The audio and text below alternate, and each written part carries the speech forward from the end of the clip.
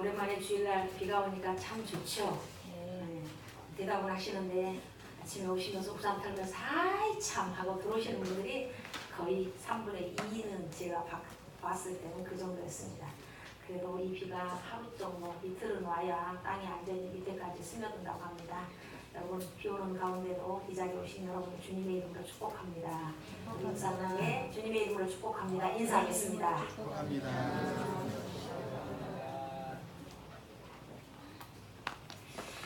여러분 8월 24일 날 남북 이산 가족들의 상봉을 보면서 나라, 민족 이런 것들이 뭘까라는 생각을 해봤습니다. 첫 번째 남북 이산 가족들의 상봉을 이루었을 때는 정말 많은 사람들이 눈물을 흘렸는데 이번 여러분 남북 이산 가족의 상봉을 몇 번이나 보셨는지요? 아마 뉴스 속에서 그냥 살짝 지나가는 정도로 아마 보지 않았을까라고 생각합니다. 그러면서 한편으로는 정말 좋은 나라는 어떤 나라일까 라는 생각을 해봅니다. 그리고 특별히 우리 8월달에 우리가 8월 15일 그 광복절 그 주간에 나라에 대한 설교를 했습니다만은 8월이고 또 남북 정상회담이 아니 남북 이산 가족 상봉이 8월에 있다 보니까 더 많은 생각을 하게 되었습니다. 그런데 오늘 읽은 본문이 그런 내용을 가지고 있어서 이 본문을 통해서 우리가 함께 생각해보자 합니다. 옛날에는요 성읍 하나가 나라였다라고 생각할 수 있습니다. 오늘 10절에 있는 말씀을 보면 이렇게 기록되어 있죠. 의인이 형통하면 여러분 의인이 지금 몇 사람이라고는 생각하지는 않습니다. 근데 여기서는 복수로 쓰지 아니하고 단수로 써 있습니다. 영어 성경에도. 여러분 의인이 형통하면 성읍이 즐겁다. 그러니까 한 사람이라도 의인이 있다면 그 성읍이 즐겁다는 것입니다. 또 악인이 패망하면 기뻐 외친다. 이렇게 기록하고 있습니다. 이게 그만큼 작은 나라였음을 우리가 알 수 있죠. 도대체 그러면 이런 나라는 어떤 나라일까? 라는 생각을 하면서 한다면 한마디로 바로 정의로운 나라이다. 의인 한 사람 때문에 이렇게 즐거워하고 악인의 패망으로 말미암아서 기뻐서 외친다고 한다면 여러분 얼마나 정의로운 나라일까라는 생각을 합니다. 선한 통치자가 있어서 여러분 한 통치자가 선행을 많이 장려합니다. 의인들이 잘 살 수 있는 환경을 만들고 의인들이 형통하면 온 나라가 즐거워합니다. 이렇게만 되면 정말 참 좋을 텐데 여러분 우리 역사적인 경험을 보면 많은 경우 통치자들이 아주 악합니다. 그러면서 자기 악에 맞장구 치는 사람들을 다 증용하죠. 그래서 바로 바뀌게 됩니다. 정권이 바뀌면 사람들도 많이 교체가 돼요. 그러면 선하고 의로운 사람들은 여러분 숨어버리거나 도태해버리면서 그 사회가 완전히 기울어 가기도 하고 결국은 다 나라가 패망하는 경우를 많이 보게 됩니다. 여러분 이걸 가장 크게 우리에게 보여준 게 어디냐? 그렇게 강대하고 잘 조직되어 있는 모든 길은 로마로 통한다고 했던 이 로마도 멸망했습니다. 그리고 영토로 말하자면 최대의 영토를 가졌던 여러분 유명한 징기스칸 몽고 제국 역시도 남아있지 않습니다. 이 지구상에 존재했던 나라들 중에서 영원한 나라는 한 나라도 없습니다. 여러분 우리나라가 이렇게 조그만 이 땅에서도요 여러분 삼국시대가 있었죠. 삼국지대가 있었으니까 그 뒤에 후삼국시대 아주 짧은 기간이지만 후삼국시대를 거쳤습니다. 그리고 나서 뭘 거쳤죠? 그 다음에 고려시대를 거쳤습니다. 고려시대를 거치고 나서 바로 조선이라는 나라로 거쳐왔습니다. 그리고 이 조선이 바로 오늘날까지 이루어왔죠. 이 와중에 여러분 얼마나 많은 백성들이 서로 죽고 죽이고 고통받고 억압당했는지 여러분 그 비극의 역사를 우리는 알고 있습니다. 어떤 분이 이 여름에 아이고 7월달 8월 되면서 한 번도 못 뵀네요. 제가 그렇게 말씀드렸어요. 왜냐하면 세 분이서 독서동화를 합니다. 66세 되신 분들이 세 분이서 오셔서 자생으로 독서동화를 하시는데 한 분이 오랜만에 오셨길래 뭐 하셨어요? 그랬더니 도서관에 가서 여름 내내 너무 더워서 도서관에 가서 조선 역사를 10몇 권 되는 책을 봤더라고요. 그래서 제가 기회가 되면 언제 그 이야기를 좀 한번 해주십시오. 그렇게 했습니다만 여러분 우리의 이 조선까지 오기에 얼마나 비극적인 역사가 많이 했는지 알 수가 없습니다. 그렇게 내려온 동안에 여러분 우리는 이 시대에 태어났고 그리고 대한민국이라는 이름을 가진 나라 안에서 지금 살고 있는 중입니다. 우리가 정말 원하는 대로 이 대한민국이 좋은 나라가 되기를 여러분 우리 모두 원하시죠? 제가 유치원에 가서 아이들에게 애국조회를 합니다. 첫째, 둘째, 셋째, 넷째, 다섯째. 다섯째가 뭔지 압니까? 우리나라는 대한민국 나의 조국입니다. 이렇게 아이들이 합니다. 애국조회를 하면서. 여러분 나의 조국이라고 이렇게 말하는 우리 대한민국, 이 나라가 정말 좋은 나라가 되려면 어떻게 하면 될 수 있을까요? 뭐 여러 가지 좋은 이야기를 할 수 있겠죠. 그럼 첫째로는요, 우리는 이 나라가 올바른 마음으로 뜨겁게 사랑해야 돼요. 이 나라를 정말 사랑할 줄 알아야 돼요. 애국이라 하는 거 여러분 너무도 소중한 거죠. 저는요 사진을 잘 못 찍습니다. 물론 찍히는 것도 잘 못합니다. 여러분 보기에는 제가 좀 그래도 보기에는 봐줄만 하죠? 아닌가요? 근데 제가 보니까요 사진을 찍어 머리를 이렇게 올리고 사진을 찍어 보니까요 얼굴에 각이 하나도 없어요. 얼굴에 각이. 그리고 여기가 두툼합니다. 보기에는 좀 그래요. 그래서 잘 안 찍습니다. 사진을 잘 안 찍어요. 그런데 아주 가끔 어떤 분이 메일로 사진을 보내줍니다. 아름다운 풍경 사진을 보내줘요. 그 풍경 사진에는요 저같이 뭐 여행 가는 일도 별로 없고 어떤 분이 목사님 숨쉬기 운동이나 하고 사시죠? 저거 보더라고요. 그만큼 운동을 안 하고 그냥 숨쉬기만 하고 사니까. 또 얼마나 이런 황막한 도시에서 삽니까? 뭐 잔디밭이 있습니까? 뭐 풀밭이 있습니까? 뭐 숲이 우거졌습니까? 그 벽돌 사이에 있는 아파트 속에서 살고 있으니. 그런데 그 사진을 한 번씩 저희가 보면요 안구 정화용 역할을 합니다. 제 눈을 참 밝게 해줘요. 정말 우람한 산도 있고 펼쳐지는 초원도 있고 그 사진 속에 들어가서 그 사진의 일부가 되는 것처럼 착각할 때도 많이 있습니다. 그리고 지난번에도 한번 보이는 것처럼 이태리의 그 거리를 걷는 그런 마음들을 가져보기도 합니다. 참 좋은 것 같아요. 그런데 어떤 때 사진에는요 이런 자연적인 사진이 아니라 세계 곳곳을 다니시면서 진귀한 것들을 여러분 찍어서 올리면 제가 직접 가지는 못하지만 사진을 통해서 간접 여행을 합니다. 지난번에 여러분에게 그 이태리에서 찍었던 십자가의 그 사진이라든가 뭐 한두 가지 보여줬습니다만은 그런 사진들을 보냅니다. 근데 한 번은 이런 걸 보냈어요.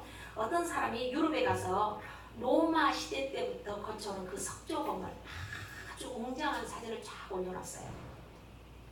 근데 그 사진을 보여주고자 보낸 것이 아니라 이 목사님이 그 아래 댓글을 보여주기 위해서 저에게 보낸 것입니다. 근데 댓글을 보면서요 기가 막혔어요. 참 맛있다. 우리도 로마의 식민 지배를 받았다면 이 땅에도 우람한 석조 건물이 많이 있었을 텐데 하면서 써 있었어요. 기가 막혔어요. 이 사람 정신 감정을 좀 해봐야 되지 않을까? 라는 생각을 해봤습니다. 근데 며칠 뒤에 또 만리장성의 사진이 쫙 펼쳐져 있어요. 그런데 그 밑에도 아마 같은 사람이지 않을까라는 뉘앙스였어요. 이렇게 써 있었어요. 참 맛있다. 우리가 중국의 식민지 지배를 받았다면 이 땅에도 만리장성이 있었을 텐데 쯧쯧쯧 이렇게 써 있었어요. 물론 같은 사람들 같은데 아이디가 다르니 알 수가 없겠죠. 그러니까 이 보내온 목사도 기가 막히니까 이것을 보라고 또다시 보낸 것입니다. 여러분 별 사람 다 있습니다. 아니 나라가 다른 나라의 식민 지배를 받으면 어쩐다는 것입니까? 그렇게 되면 여러분 진짜 큰일 아니에요? 석조 건물이 문제가 아니고 만리장성이 문제가 아니라 여러분 한번 생각해 36년이라는 글자 긴 세월이라면 길지만 다른 나라의 역사에 비하면 긴 세월도 아닌 일제 36년 얼마나 힘들었습니까? 물론 저는 겪지 않아서 모릅니다. 그러나 우리 역사를 통해서 보면 지금도 그 문제가 해결되지 않냐고 그 문제를 해결받지 못하고 죽어가는 할머니들이 있습니다. 여러분 우리 그리스도인들은요 아주 온당한 생각을 가지고 바르게 나라를 사랑해야 됩니다. 그리스도인들의 예국은 하나님을 사랑하고 나라를 사랑하는 것이죠. 그래서 우리가 1차적으로 할 수 있는 것은 여러분 대한민국을 위해서 많이 축복하고 정말 마음으로 기도해 주시기를 주님의 이름으로 부탁드립니다. 내가 오늘도 우리 어린이교회 아이들에게 그 예수님이 가르쳐준 주기도문을 가르치면서 말했어요. 거기에 우리가 우리의 죄를 사하여 준 것 같이 아이들이 이해 못하죠. 그래서 그 이야기를 했어요. 친구들을 용서해봤냐고. 근데 한두 번은 해봤대요. 근데 안 들어주면 어쩌냐고. 그랬더니 끝까지 안 한대요. 한두 번 해보고 그 친구가 나 같이 안 친해지면 모르는 척 한다는 거예요. 근데 예수님께서 원하시는 것은 그게 아니야. 이런 것이 7번이라도 그럼 몇 번이야? 70 곱하기 7해봐. 490번 용서해봤어? 그랬더니 그건 안 해봤대요. 예수님은 그렇게까지도 용서하라고 그러고 원수를 사랑하라고까지 말씀하셨어. 그러면서 주님이 가르쳐주신 길을 쭉 가르쳐줬어요. 여러분 우리가 그러면서 아이에게 하는 말이 네가 그 친구를 용서하면 그 친구가 안 받아들이면 그 용서의 축복이 하나님이 네한테 주는 거야. 그렇죠. 우리가 우리나라를 위해서 여러분 많이 사랑하고 많이 축복 기도해주면요 우리나라가 여러분 풍성하게 될 뿐만 아니라 그 축복이 나에게도 온다는 거 우리는 알아야 합니다. 오늘 그 말씀이 11절에 나와 있습니다. 다 함께 설명해서 읽어볼까요? 시작. 성읍은 정직한 자의 축복으로 인하여 지능하고 악한 자의 입으로 말미암아 무너지느니라. 아멘. 정직한 사람이 크게 축복하고 기도하면 그 성읍이 지능한다는 것입니다. 그럼 여러분들이 여러분의 자녀를 위해서 여러분의 가정을 위해서 주님 앞에 늘 입을 크게 벌려 축복하시기를 주님의 이름으로 부탁드립니다. 그리스도인들의 애국은 그럼 어떤 애국이 되어야 할까? 분명히 거기는 하나님을 모르고 애국하는 것도 있고 여러분 우리 성도들은요 우리 성도들이 애국하는 것 다르죠. 하나님을 모르고 애국하는 것과 바로 하나님을 알고 믿는 사람들이 애국하는 것 차이가 있을 것입니다. 그러면 성도들은 우리는 왜 애국을 해야 되느냐 이렇게 질문했을 때 그 질문은 여러분 무엇일까요? 일반적으로 말하면 이렇게 말할 수 있겠죠. 너무나 당연하게 나라가 부강하고 나라가 잘 돼야 우리가 잘 살 수 있기 때문 아니겠어요? 이렇게 대답할 수 있을 것입니다. 맞는 말입니다. 그러나 여러분 조심할 게 있습니다. 우리가 예국하는 목적이 이 나라가 더 강하고 더 잘 되어서 잘 살고자 하는 목적으로 여러분 우리가 예국을 한다면 그건 자칫 잘못하면 무서운 국가 이기주의를 가져올 수 있다는 것을 여러분 알아야 됩니다.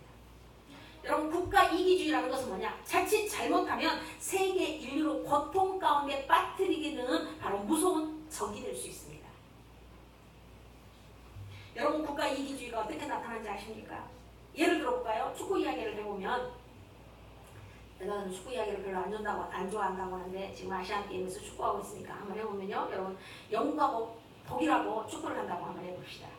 어느 날 하늘나라 기도체에서 기도가 접수됐어요. 그런데 기도 담당하는 천사가 굉장히 난처한 겁니다. 그래서 하나님 앞에 찾아갔어요. 하나님, 웬만하면 하나님께서 하라는 대로 제가 결제 다 하고 있는데요. 이건 너무나 난처하고 기가 막혀서 하나님께 물으러 왔습니다.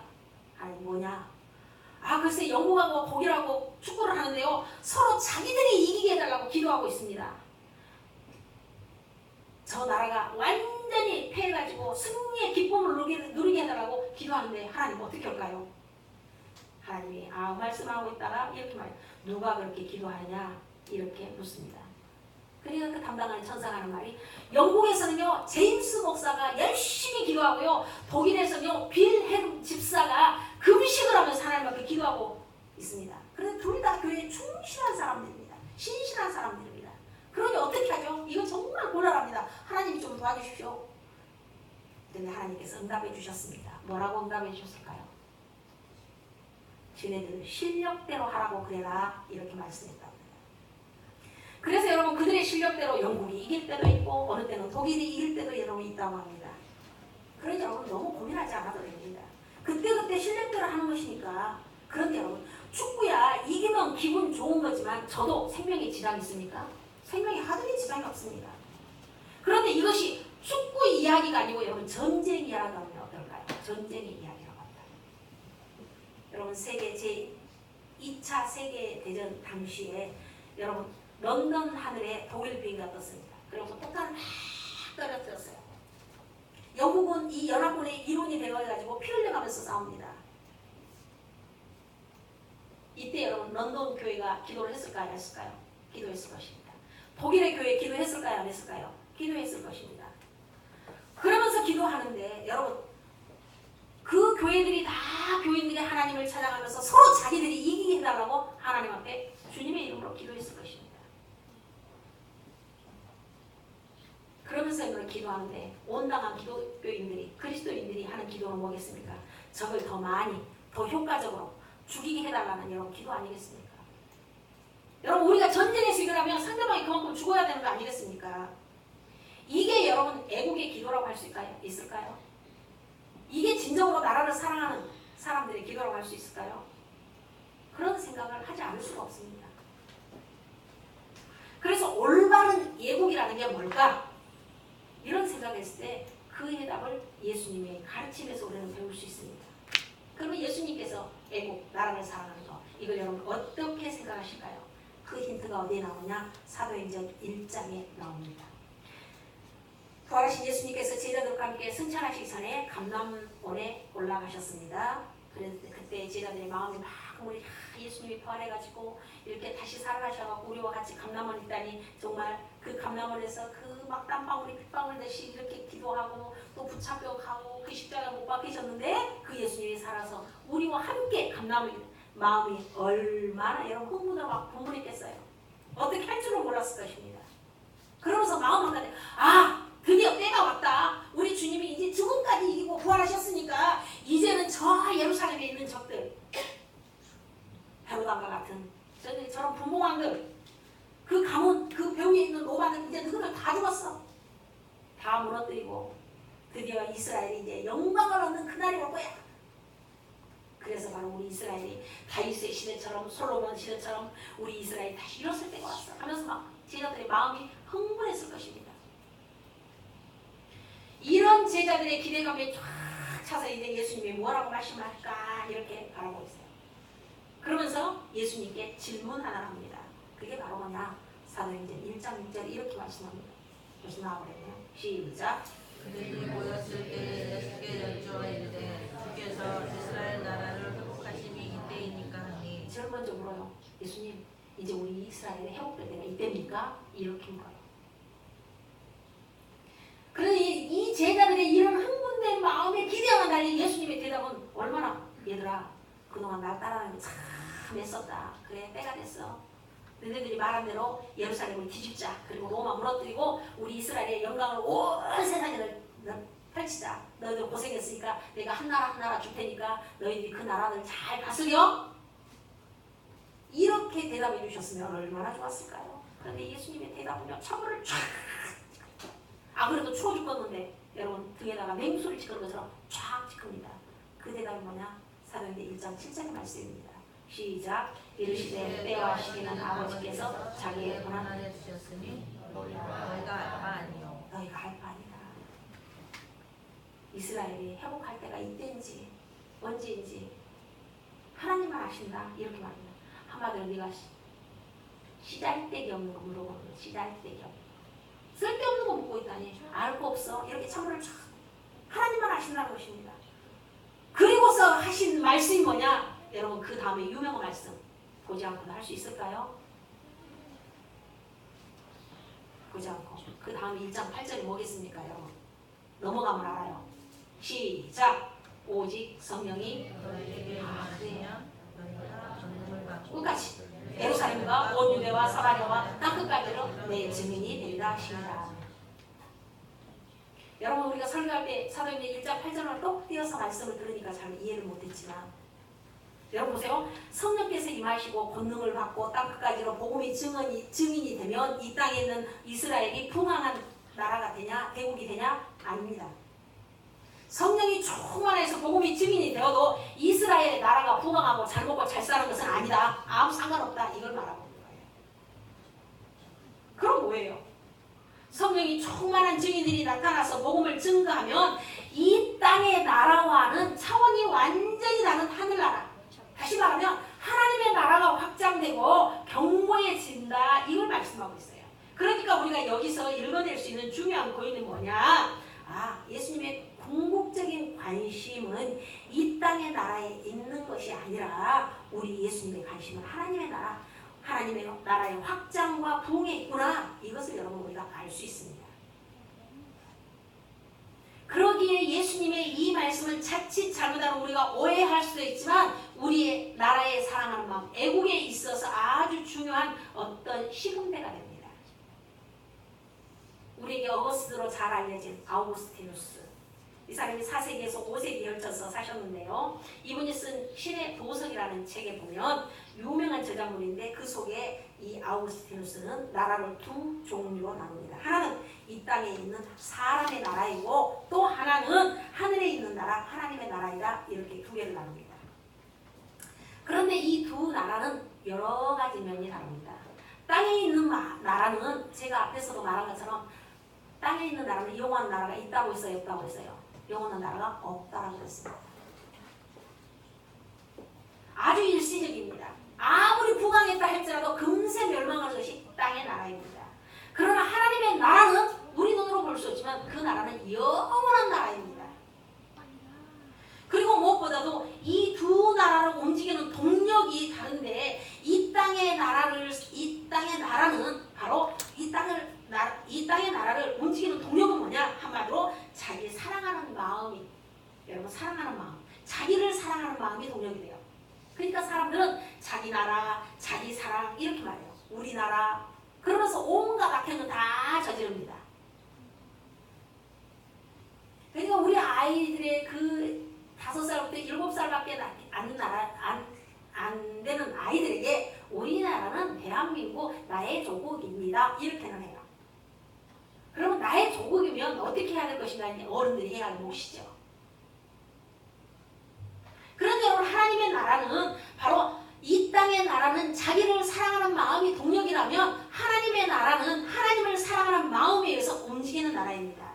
그 나라 백성들은 하나님을 사랑하고 하나님의 뜻을 이루기를 좋아합니다. 그리고 하나님의 영광 받으시는 일을 위해서 자신을 위해서 헌신한 나라, 그 나라가 바로 하나님의 나라입니다. 그러면 여러분 묻겠습니다. 여러분은 누구십니까? 대한민국 국민입니다. 우리나라는 대한민국 나의 조국이라고 말합니다. 동시에 여러분 우리는 하나님의 나라의 백성이신 것을 우리 모두는 압니다. 그러면 우리는 이 대한민국의 백성으로서 이 나라를 위해서 기도하고 이 나라가 잘 되도록 축복하고 사랑하고 국민의 의무를 감당해야 합니다. 그러나 여러분 잊어서 안 될 것은 그 이전에 우리는 하나님 나라의 백성이라는 사실을 잊지 마시기 바랍니다. 그래서 우리가 대한민국을 위해서 헌신하고 수고하고 기도하고는 하지만 만약에 대한민국 법이 하나님 나라의 법과 충돌할 때에 여러분 오해하지 마시기 바랍니다. 하나님 나라의 법을 버려가면서까지 하는 것은 아닙니다. 이것을 강조하는 것은 여러분 뭐냐? 잘못된 신앙입니다. 만약에 두 법이 정면으로 딱 충돌한다면 우리 선조들이 했던 것처럼 우리는 목숨을 버릴 순교의 각오를 하고서 하나님의 나라의 법을 따르는 사람으로 살아가야 합니다. 의무와 책임은 다 해야 된다는 것입니다. 그런데 의무도 하지 아니하고 여러분 책임만을 누리려고 해서는 안 되는 거죠. 이게 잘못된 신앙을 가지고 있는 거예요. 그래서 우리는 우리의 신앙의 법이 군대에 가지 않는다. 여러분 이렇게 가르치지 않습니다. 우리는 수혈하지 않는다. 이렇게도 가르치지 않습니다. 하나님의 법이 우선이고 하나님의 나라가 우선인 것을 우리는 압니다. 이게 우리 그리스도인들의 실존에서 나온 원리입니다. 그렇기 때문에 우리 믿는 사람들의 애국은 그냥 수단 방법 가리지 아니하고 우리 대한민국만 잘 되면 된다. 결코 아닙니다. 우리는 나라를 사랑하되 하나님의 뜻 안에서 하나님이 원하시는 방법으로 예국하는 사람이 되어야 한다는 것입니다. 무슨 말이냐? 그렇기 때문에 여러분 18세기, 19세기 서구 여러분 열방이 저지른 죄를 우리는 결코 반복해서는 안 됩니다. 그들은 모두 다 기독교 국가였습니다. 그리고 그들은 산업혁명을 일으켰습니다. 여러 가지로 발전된 문물을 가지고 국력을 켜서 큰 힘을 가졌습니다. 그런데 여러분 그 힘으로 뭘 했습니까? 아시아를 정복하고 아프리카를 정복하고 아메리카로 진출해서 그 원주민들은 무자비하게 학살하고 식민 통치를 하면서 여러분 억압했습니다. 예배당에 와서는 경건하고 거룩하게 기도하던 그들이 하나님의 형상으로 지음받은 사람들은 물건처럼 사고 팔아서 노예로 부려먹고 죽이고 죄를 자행했습니다. 하나님을 경외하던 사람들이 하나님께서 가장 아파하는 죄를 도처에서 저지른 것입니다. 그들이 식민지에 얼마나 우람한 여러분 예배당을 지었습니까? 그리고 그 안에서 찬송했습니까? 그러나 그 예배당 밑에는 원주민들의 눈물과 땀과 피가 흐르고 있었습니다. 그들의 찬송 소리 뒤에서는 여러분 원주민들의 통곡 소리와 시름 소리와 같이 하나님께 올려졌음을 우리는 알아야 됩니다. 이게 바로 무서운 국가 이기주의가 가져오는 죄악이라는 것입니다. 그냥 우리나라 좋은 나라 그렇게 생각하면서 무조건 우리나라니까 괜찮아, 우리 식구니까, 이런 거 아닙니다. 우리가 이 대한민국을 소중히 여긴 것은 이 나라는 참으로 근상 자유민주주의 국가이고 신앙의 자유가 있어서 주일마다 평일마다 우리가 마음껏 모여서 하나님을 경배하고 찬송할 수 있고 복음을 통해서 하나님의 나라를 확장해 갈 수 있도록 여러분 활동해 나갈 수 있는 나라이기 때문에 우리가 이 나라를 귀하게 더 여기고 이 나라를 위해서 축복하고 기도해야 한다는 것입니다. 이 나라를 더 사랑해서 이 나라를 더 부강하게 해서 우리가 더 잘 살려고 이 나라를 더 아름다운 나라로 만들려는 목적이 이 나라로 말미암아 여러분 전 세계 하나님의 나라를 전파하고 하나님의 복음이 효과적으로 더 능력 있게 증거되어서 하나님의 나라가 확장될 수 있도록 우리는 축복하고 기도해야 된다는 것입니다. 이 우리나라가 거기에 쓰임 받을 수 있도록 원하는 마음으로 우리는 예국을 하자라는 이야기인 것입니다. 그래서 우리 그리스도인의 애국이 왜 다른지를 여러분이 분명하게 생각해야 됩니다. 이런 의미에서 여러분 우리는 북한 선교도 이런 맥락으로 접근해야 되지 않을까 생각합니다. 왜 북한을 여러분 선교해야 되는가? 저는 이 설교를 준비하면서 그런 생각을 했습니다. 우리 사순절에 동족 모으기, 이제 북한 선교를 위해서 해마다 그냥 써버리는 것이 아니라 해마다 그 동족을 한번 모아보면 어떨까? 그런 감동이 왔습니다. 근데 저는 그런 감동이 오면 실천을 잘하는데 아직은 모르겠습니다.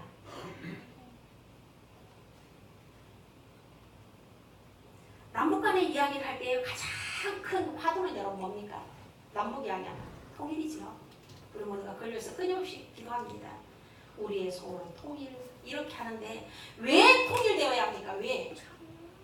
만약에 통일의 목적이 어떤 북한하고 남한이 이렇게 통일되면 시너지 효과를 내어서 더 강한 통일 한국을 만들어가지고 중국이나 일본을 억압하고 전 세계에 정말 우리의 기치를 높이고 더 잘 사는 나라를 되기 위해서 여러분 그것을 목적으로 여러분 통일이 된다고 한다면 이거는 국가 이기주의와 다를 게 하나도 없습니다. 왜 통일이 되어야 하느냐? 믿는 우리들은요, 여러분 그것과는 좀 차원이 다른 목표를 가져야 된다고 생각합니다. 통일된 한국이 여러분 동방의 등불이 되어서 북녘과 많은 여러분 조건들을 가지고 전 세계에 하나님의 생명의 복음이 여러분 효과적으로 증거하고 하나님의 나라가 궁극적으로 세워지는 그런 열방을 여러분 가지고 있기 때문에 우리가 북한 통일을 위해서 여러분 북한의 선교를 위해서 여러분 기도하고 노력해야 되지 않을까 생각합니다.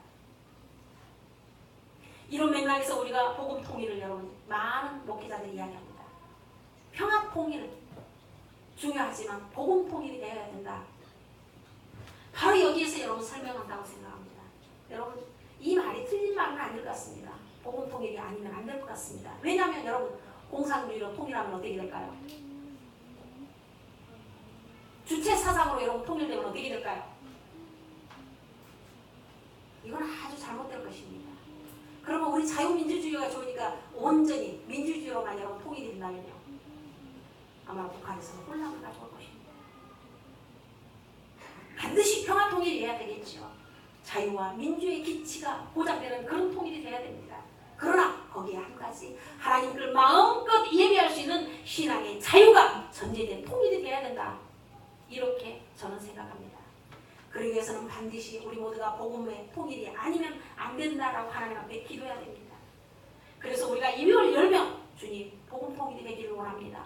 평화 통일이 복음으로 이루어질 수 있기를 원합니다. 여러분 이렇게 기도하시기를 주님의 이름으로 부탁드립니다. 목요일 날이요 안디옥 교회에서 이렇게 안디옥 러브레터 이렇게 소식지가 이렇게 왔어요. 다른 때도 잘 보지만 이렇게 세우신 목사님의 그 선교 마인드를 보고 싶어서 이렇게 디렉트적했어요. 그런데 거기 보니까 북방 선교위원회에서 보고한 북방 선교에 대한 글이 있었어요. 물론 2주 전에 제가 8.15 그 평화통일주일 예배를 드렸고 우리 총회에서 했던 그 본문을 가지고 했기 때문에 더 관심 있게 봤습니다. 그런데 안디옥교에서는 2020년 이전에는 국수공장을 지원했어요. 굶주리는 사람 많으니까 국수공장을 계속 지원했어요. 그런데 지난번에 말씀드린 것처럼 2020년부터 이후에는 빵을 만들라고 밀가루를 계속적으로 보냈어요. 그런데 2014년도에 훈촌이라고 하는 데요. 북한에서 아주 가까운 그 조선족들이 많이 살고 있는 그곳에다가 조이 카페를 개설을 합니다. 그리고 2014년에 개설을 하고 1년 동안 잘했는데 2015년이 얼마나 국제정세가 이런 혼란스러웠습니까? 남북관계, 북미관계가 굉장히 변했어요. 그래서 거기에 조이 카페를 정리했다 합니다. 그리고 현재는 세터민들 사역을 중심으로 이제 하나님께서 새롭게 주실 그 비전을 위해서 기교로 있다 이렇게 보고된 것을 보았습니다. 여러분 북한 선교 마음이 설레지 않습니까? 아무런 관계 없습니까? 남의 나라 이야기 같습니까? 여러분 북한 선교하면 마음이 설레기도 하지만 한마디로는 동시에 좀 막막함도 있습니다. 다른 나라 선교는요 여러분 선교사를 파송하기도 하고 또 선교육을 보내기도 하고 우리 교회 같은 경우는 캄보디아를 제가 가보기도 하고 이렇게 해서 여러분 가능한데 이것은 북한은 어디에서부터 어떻게 해야 될지도 무엇을 해야 되는데 도대체 그들이 원하는 것이 무엇인데 어떤 방법을 하는지 도대체 아무도 모릅니다. 북한 선교는 직접 그들에게 계좌로 가져갔습니다. 우리 여신도들이 여기서 선교사님에게 그 먼 인도네시아 10몇 시간을 타고 가는 인도에 여러분 3분도 안 돼서 선교비 들어가요. 그런데 북한 선교는 그렇게 할 수가 없어요. 2중 3중을 거쳐서 여러분 갑니다. 가장 가깝지만 가장 먼 나라 여러분 이 나라가 북한입니다. 지금도 얼마나 악랄한 통치 아래서 수많은 우리 형제 자매들이 굶고 죽어가고 지하교회 성도들이 피눈물을 흘리고 있는지 그것이 바로 저 너머에 있는 여러분 북한입니다. 일어나기 위해서 우리는 여러분 어떻게 할까요? 참 막막할 때가 많이 있는 게 사실입니다. 그러나 여러분 우리가 잘 모르긴 하지만 우리가 할 수 있는 일 여러분 열심히 준비해야 됩니다. 지속적으로 기도하기를 주님의 이름으로 부탁드립니다. 여러분 우리 전주에서는 잘 만날 수 없지만 서울 같은 데 경기도 같은 데는 여러분 북한 이탈 주민들이 32,000명에 이르고 있답니다.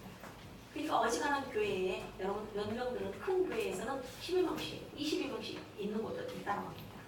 근데 저는 그런 생각을 했습니다. 그분들을 먼저 온 이유는 뭘까? 그들이 물론 자유를 찾아서 왔을 것입니다. 그러나 우리가 예수를 믿는 우리 입장에서 본다면 그들이 교회 안에서 30명씩 있는 저분들이 제대로 예수나 믿기만 한다고 한다면 통일의 문이 활짝 열려지는 그날에 여러분 북한 재단을 세울 수 있는 좋은 주역들이 될 수 있지 않을까 이런 생각을 해봅니다. 그래서 하나님께서 바로 요셉을 먼저 예국으로 보낸 것처럼 바로 이 땅에 그 사람들을 먼저 보내서 선교 훈련을 시키신 것은 아닐까 이런 생각을 해봅니다. 여러분은 언제 하나님께서 통일의 문을 활짝 열려주시 아무도 모르니까 우리 그날을 대비해서 북한 교회를 위해서 우리가 재건할 수 있도록 여러분 인적으로 준비하시기 바랍니다. 여러분 물적인 준비도 하는 우리 교회가 되었으면 좋겠습니다. 여러분 스스로도 여러분 우리 자식을 위해서 대학에 보내겠다고 그 어릴 때부터 여러분 이 가마솥 옆에다가 쌀을 조금씩 모았던 우리 어머니 그 손길처럼 우리가 북한 선교를 위해서 여러분이 그 조롱박에 쏟아 있는 그 쌀에 그 준비를 우리 모두 하면 어떨까요? 북한 선교는요 세상에 많은 선교 중에서 가장 위험하고 가장 어렵고 가장 열매가 눈에 보이지 않는 것 같지만 그래서 사람들이 난해한 선교다 이렇게도 말합니다. 그러나 가장 어려운 이 선교를 여러분 우리가 미리 준비하고 기도할 수 있다라면 요즘같이 남북 간에 또 국제정세가 여러 가지 예측할 수 없는 상황으로 흐를수록 우리는 모든 것의 주권자이신 이 하나님을 바라보면서 우리가 먼저 해야 할 일을 묵묵히 감당할 수 있다고 한다면 멀지 않은 장래에 하나님께서는 그 통일의 문을 열으시고 거기에 무너진 예배당을 세우게 하실 것이고 우리 모두가 함께 지하에 있던 성도들이 나와서 손과 손을 잡고 하나님 앞에 기쁨으로 영광 돌리는 그날이 오리라고 생각합니다. 사랑하는 여러분, 이 8월에 이제 여름이 지나가고 가을이 옵니다. 가을은 열매의 계절입니다. 그러므로 우리가 이 아름다운 가을에 우리가 북한 선교를 위해서 가장 먼저 준비하고 기도하고 우리가 그 일을 위해서 정말 소망하며 거룩한 사명을 완수하는 저와 여러분이 되기를 주님의 이름으로 부탁드립니다. 하나님 아버지, 이 나라 이 민족을 긍휼히 여겨 주시옵소서. 북한에 문을 열어주시기를 원합니다. 통일의 그날이 오게 하듯이 하나님 무엇보다 다른 통일이 아닌 복음의 통일이 되게 하여 주시옵소서. 그 일을 위해서 우리 모든 서머나의 가족들이 북한 선교를 위해서 기도하게 하시고 그 사명을 위해서 우리 모두가 조금씩 준비해 나가는 성도들이 다 되게 하여 주시옵소서. 예수님의 이름으로 기도드립니다. 아멘. 신앙 고백하겠습니다. 나는 전능하신 아버지 하나님